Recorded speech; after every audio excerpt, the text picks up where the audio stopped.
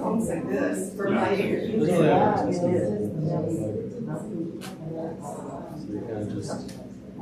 think of you. I live just a number of years ago. A little bit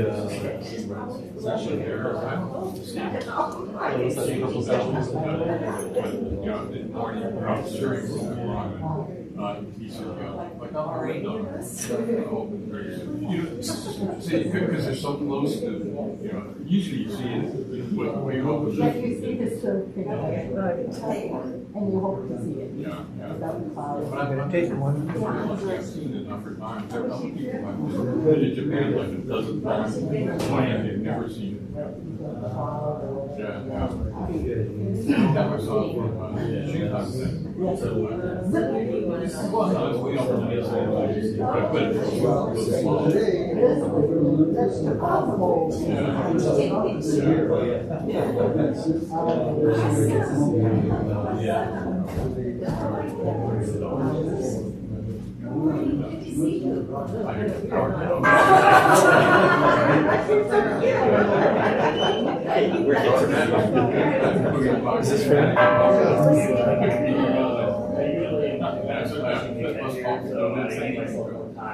this for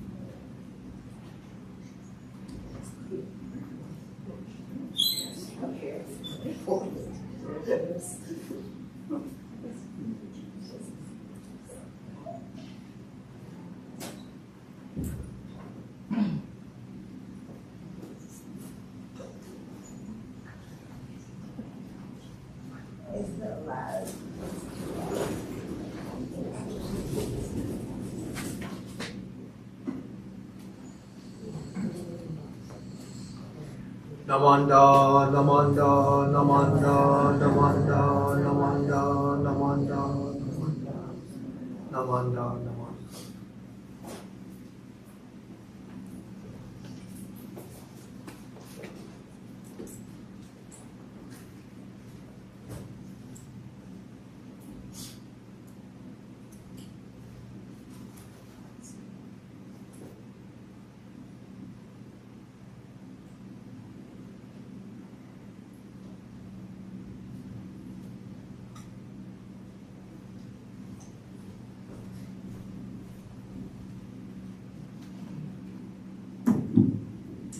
Ohayou gozaimasu. Good morning. Welcome, welcome. Glad to have everyone here for today's family service. My name is Joe Klein. Be silent sometimes. And I will be the chairperson today. We're going to begin this morning's service with Sambujo on pages 24 and 25.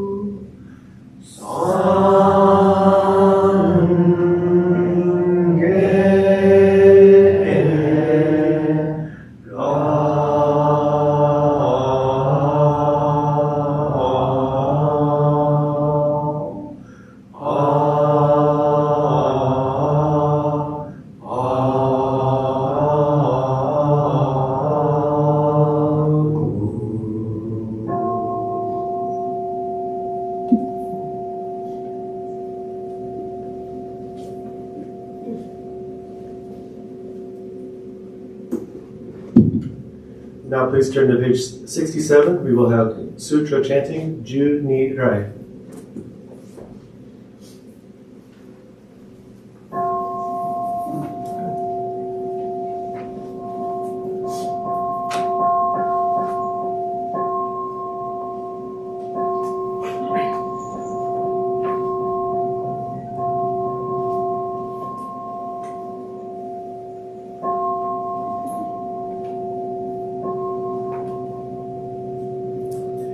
慶州天人職業阿弥陀千両族尊在意未明安楽無量無視主義名本直信教要請のシャマタ行領蔵両目上略小蓮華東華将来皆尊年前年上両万月以降有料千日月小女天空しら大が将来皆尊安の頂戴観中樹修十名相将軍の福芸の負けの満大が将来皆尊無備無垢高所上種族系血女国小差利役徳自在大が将来皆尊実法行門菩薩衆無量小魔女三男一生修上万力中大が将来皆尊本体保険知所系全問症状名内座大ひざ上行線の大が将来皆尊実法将来諸武士権限人数し安楽戦後尊厳上不行大が将来皆尊諸無常無我と薬尿水ガス原料一種説法無量寺大が将来皆尊一尊不説無悪名薬無量に悪量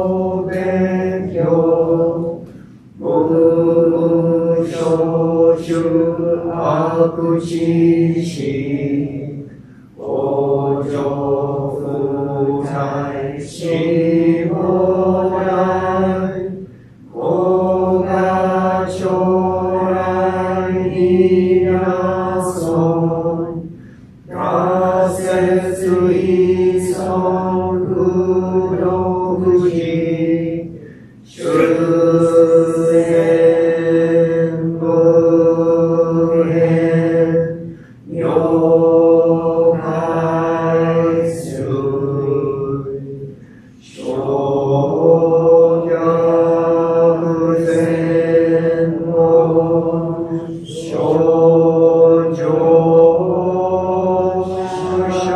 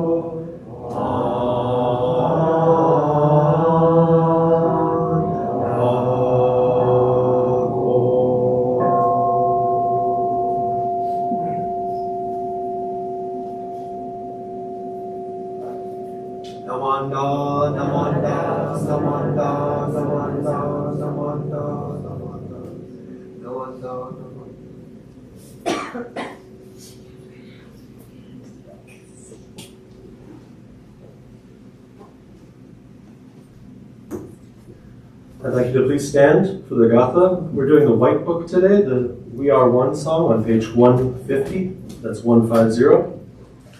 After the White Book on 150 with the song We Are One, remain standing for the reading of the Three Treasures on page 8.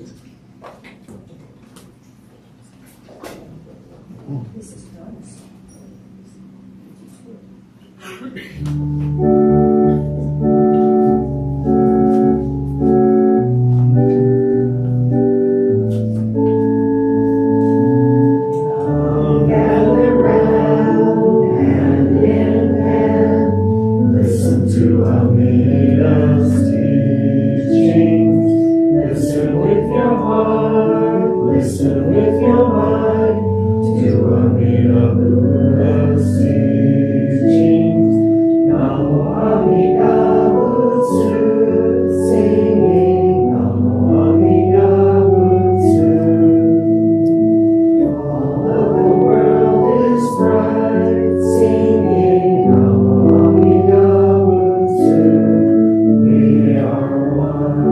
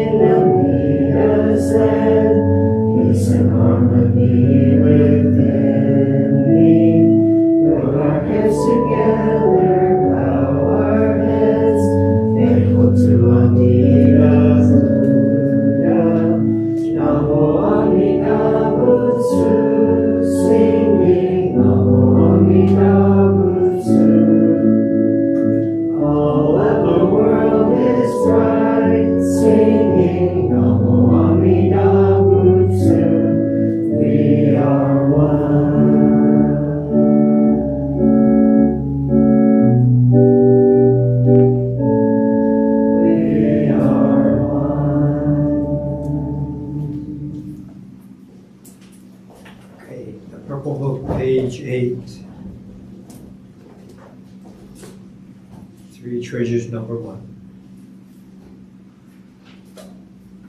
Hard is it to be born into human life, now we are living it. Difficult is it to hear the teachings of the Blessed One, now we hear it. If we do not realize the truth in this life, when will it be realized? Let us reverently take refuge in the three treasures of the truth. I take refuge in the Buddha. May we absorb ourselves in the principle of the way to enlightenment and awaken in ourselves the supreme will.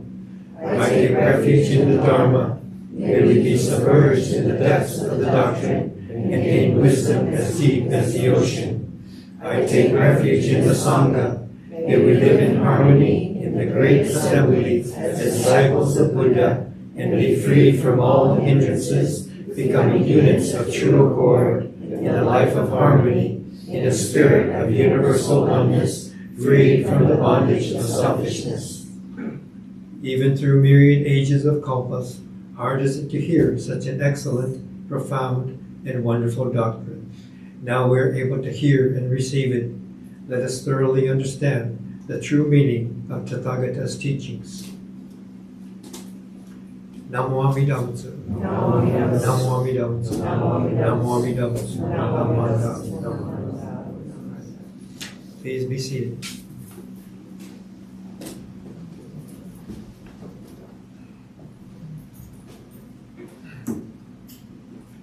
Now, Reverend Fujimoto will share a Dharma message with us.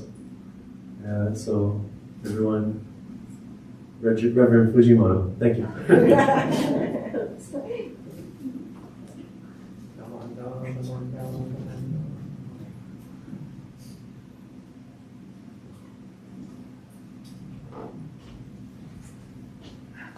right. Good morning, everyone.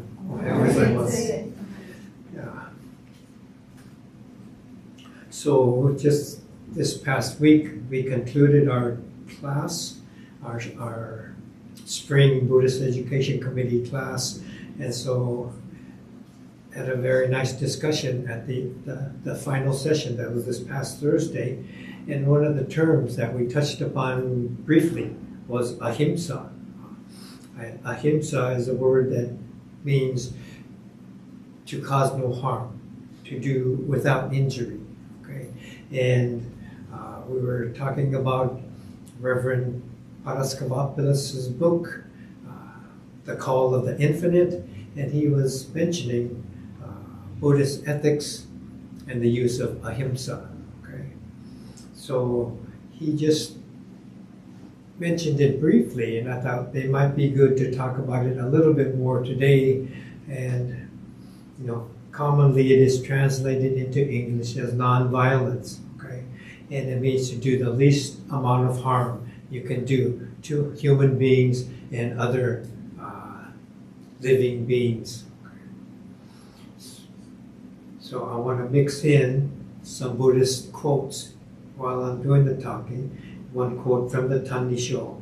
For all sentient beings, without exception, have been our parents, brothers, and sisters in the course of countless lives in the many states of existence. So this points out that we are all interconnected and interrelated, even in past lives, to be connected with each other's families. We have been our parents, our brothers, our sisters, through many lives. Okay. So ahimsa is inspired by the premise that all living beings have this connected by this energy, spiritual energy, and so to hurt each other is to hurt ourselves. Okay, and this sense of connectedness with this greater reality that we are a part of. So ahimsa is drawing our attention to our being connected and interconnected. Shindan wrote, however much love and pity we may feel in this life, it is difficult to save others as we would wish. Hence, compassion remains unfulfilled. So in this quote, Shindan is talking about our human sense of compassion, We want to be kind and gentle. We want to be helpful to others, but we are limited in how the scope of our compassion. Right?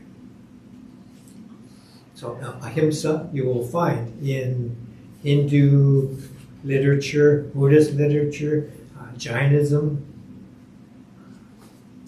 In the Hindu writings, it is written, ahimsa is the highest dharma. Ahimsa is the highest self-control. Ahimsa is the greatest gift. Ahimsa is the best practice. Ahimsa is the highest sacrifice. Ahimsa is the finest strength. Ahimsa is the greatest friend. Ahimsa is the greatest happiness. Ahimsa is the highest truth. Ahimsa is the greatest teachings. So when you look in the Hindu writings, we're talking about people who practice this ahimsa. When they come to consider facing war or violent threats, or maybe someone is caught doing something in violence and has to be going to court or something, what kind of sentence will they receive? And so this sense of ahimsa all comes into play. And so as we consider the principle of ahimsa, this have led to ideas and theories of just war in the world, ideas of self-defense, reasonable self-defense, or what would be proportionate punishment when someone is caught and going to court and things of this nature. So ahimsa, not just a general guideline, but a principle to be considered and thought about. Right? Shinran wrote, I know nothing at all of good or evil, for if I could know thoroughly, as Amida Tathagata knows, that an act was good, then I would know good. If I could know thoroughly, as the Tathagata knows, that an act was evil, then I would know evil. But with a foolish being full of blind passions in this fleeting world, this burning house, all matters without exception are empty and false, totally without truth and sincerity. The Nembutsu alone is true and real. So again, Shinran is pointing out our limitations. When we look out and consider good or evil, is someone good or evil? Is my action good or evil? We don't really know, because we're looking at it through this egocentric, self-centered perspective. So we don't see it as the Tathagata would see it. We see it from our limited perspective. So he's saying only the Nembutsu, Namo Amida Butsu, is true and real.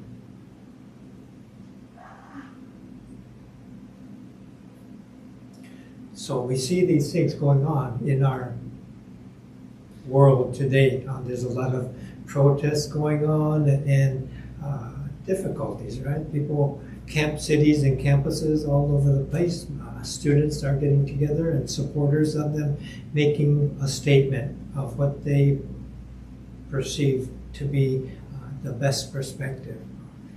Protests in the freeways and blocking the bridges and things like this, and it's nothing wrong with making a statement. In our class, it was compared to years earlier protests from the Vietnam War and things of this nature, and people thought it was a terrible, unjust war at that time. So many people were protesting at that time.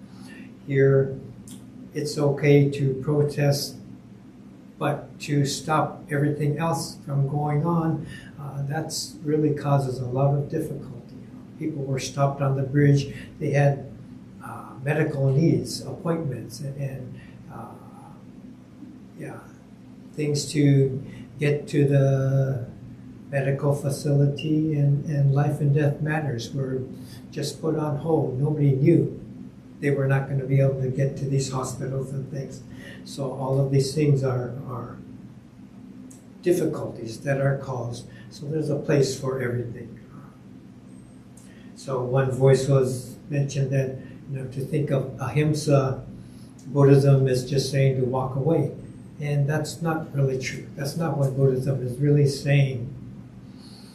When we look at martial arts, Aikido is one that uses ahimsa as a principle. The founder, Morihei Ueshiba, considered the principles of ahimsa. And according to this interpretation of self-defense, one does not assume that the world is free of aggression. But sometimes you will get attacked out of ignorance, out of fear, out of error. Something might happen to you. And so in Aikido, the idea is to neutralize that attack. So the best defense is one in which the victim is protected, the attacker is respected, and not injured. So they use the attacker's energy and turns it away from causing harm. And so these are one of the principles of Aikido. And because of this, many people have a deep, deep respect for that way of thinking, that process, not just sparring with each other and learning how to fight and throw each other, but to the idea of ahimsa in Aikido is what elevates that practice in many people's eyes. Many people. Okay. So you see this playing. And when you look at ahimsa and how it has touched others in the world, Mahatma Gandhi, he promoted ahimsa. And he is known for nonviolent resistance and brought it to the political realm, as he talked about mutuality in getting along with other people, societies, nations, and all these things. And so through Mahatma Gandhi, he was influencing other leaders, and one of those was Dr. Martin Luther King. Another quote in the Tanisho: compassion in the Pure Land path is saying the name, quickly attaining Buddhahood, and freely benefiting sentient beings with a heart of great love and great compassion. In our present lives, it is hard to carry out the desire to aid others, however much love and tenderness we may feel. Hence, such compassion always falls short of fulfillment. Only the same saying of the name manifests the heart of great compassion that is replete and thoroughgoing. So, in Shin Buddhism, we are encouraged as we say the Nembutsu and awaken our minds to this interconnected reality. Through this, we gain a perspective beyond our self-centered lens. Then we can come to a clearer view of what compassion is. And as long as we stay within our own limited view, this compassion is incomplete. It's not fulfilling. Okay. So we look at others throughout history. Albert Schweitzer was a very prominent leader. He won the Nobel Peace Prize in 1952, and he is known for his principle of reverence for life. And this is based on ahimsa. Okay, so he gave great thought to the Hindu traditions of ahimsa, the prohibitions of killing and doing harm, and he came to this reverence for life that he became very well known for. So again, this idea of ahimsa coming.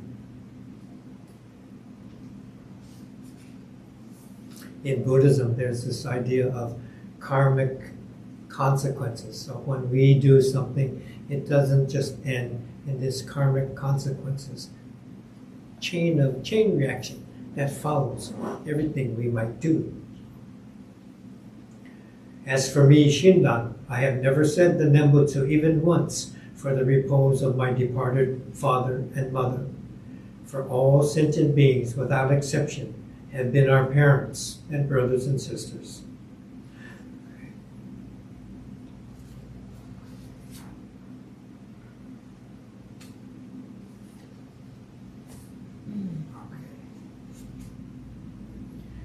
So as we consider this, I think there's so many times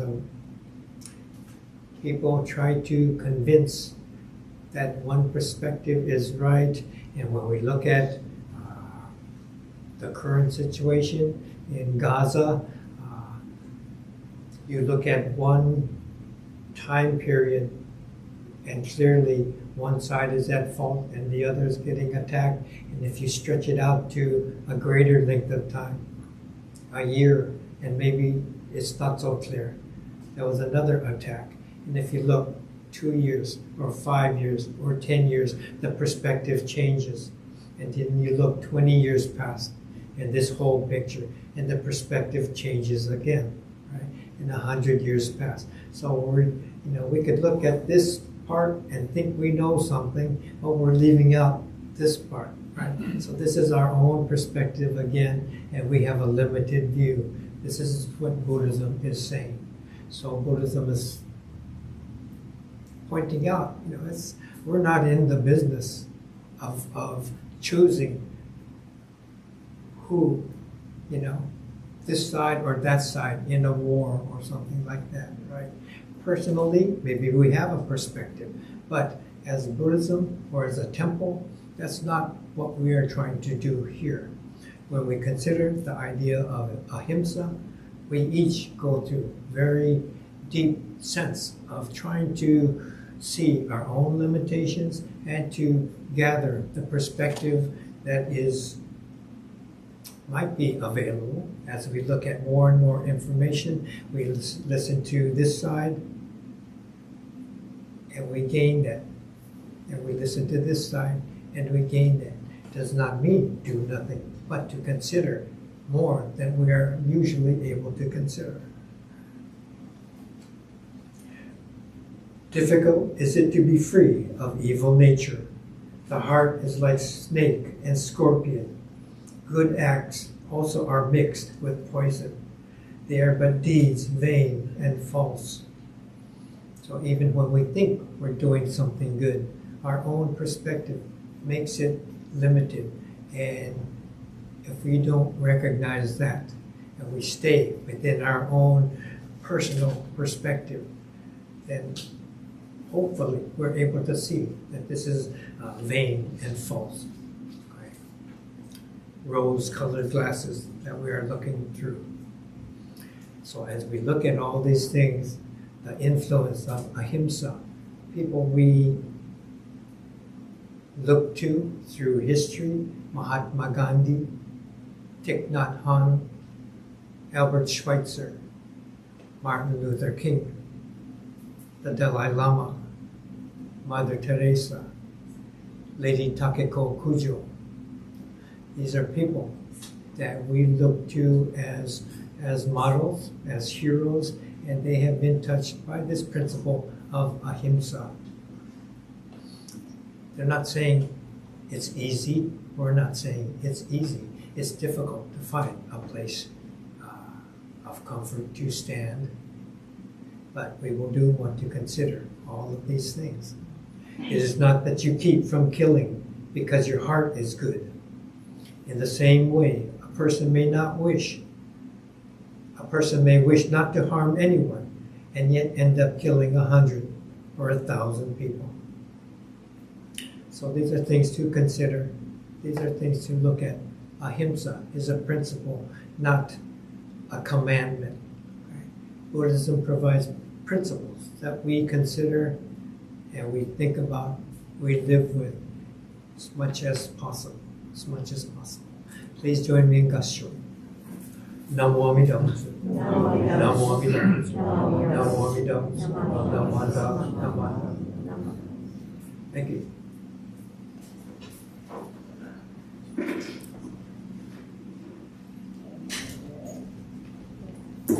Thank you, Sensei, for these well-spoken words. I'd like to say that to the Hongo that We have a special thing happening after the rest of the service, so we'll be asking Reverend Dennis. So you can think of questions to ask him. Talks about the message he had with us. One thing I thought of was AHIMSA is something that I obviously can say that I don't want to harm anyone, but with my limited perspective, it requires so much attention to what's happening, and to even recognize if I am harming anyone. And then, of course, after that, if I'm able to do anything about it, and then, of course, after that, if my limited perspective leaves me. It's a lot to think about, but without being lazy or, apathetic to the situation, I definitely want to say that I'm trying. So anyway, that's not much of a question, but just the thought in my head during the wonderful message. We'll move along now. Let's see, we will, we're going to stand for a Gatha. This is in the Purple Book. We're doing a song, Ondo Kusan, on page 220. That's 220. Please stand for the song Ondo Kusan, page 220.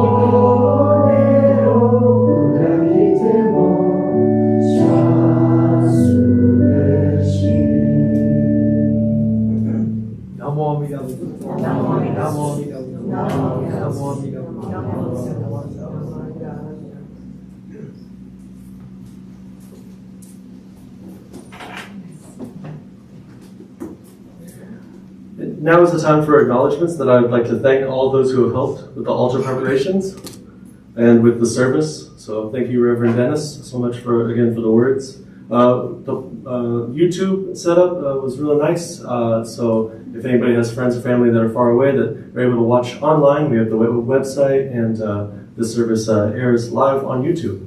So you can get information regarding that from someone. So I wanted to thank the person who set that up. That's very nice. Organist Lenny, thank you for playing lovely music. We're actually going to feature some new music at the end of the service, so stick around to learn some new songs. A lot of fun new Gatha. Thank you to Jane with the flower arrangements. I appreciate it, Jane. Nice to have you. And the altar flowers, yes. And now's a good moment if anybody wanted to recognize any newcomers or visitors. Feel free to raise your hand. If you're new or visiting, we're glad to have you here, and we all just wanted to say thank you. So thank you so much. Would you like to stand and introduce yourself? That's cool too.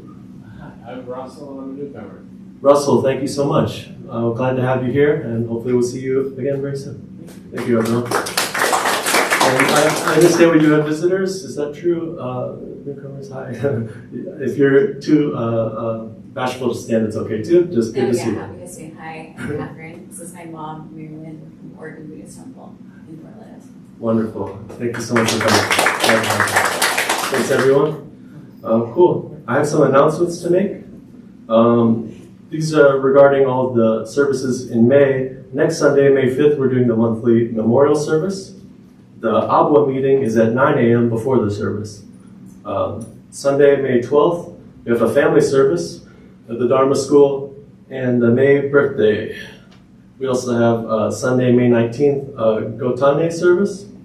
And Sunday, May 25th is cemetery services. Saturday, May 25th is cemetery services. But Sunday is no service because of the Enmanji. So that's that for there. Any other announcements, things that I should bring up that anyone would like me to bring here? No. I guess I could take this moment quick to say hi to my mom on YouTube. Hi, Mom. Hi, Chris. I meant to do that earlier. My stumbling through YouTube earlier. Thank you, guys. We're going to go ahead and do a Gatha practice. So with Lenny on the organ, we're going to introduce 2 new songs to our Hondo. They will be found in the white book for people to join.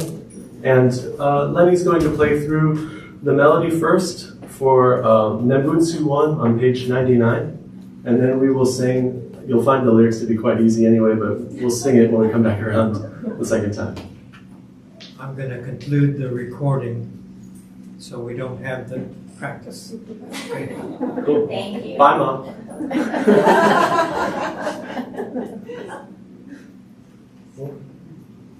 So again, Lenny will just play Nembutsu 1, found on page 99 of the White Book.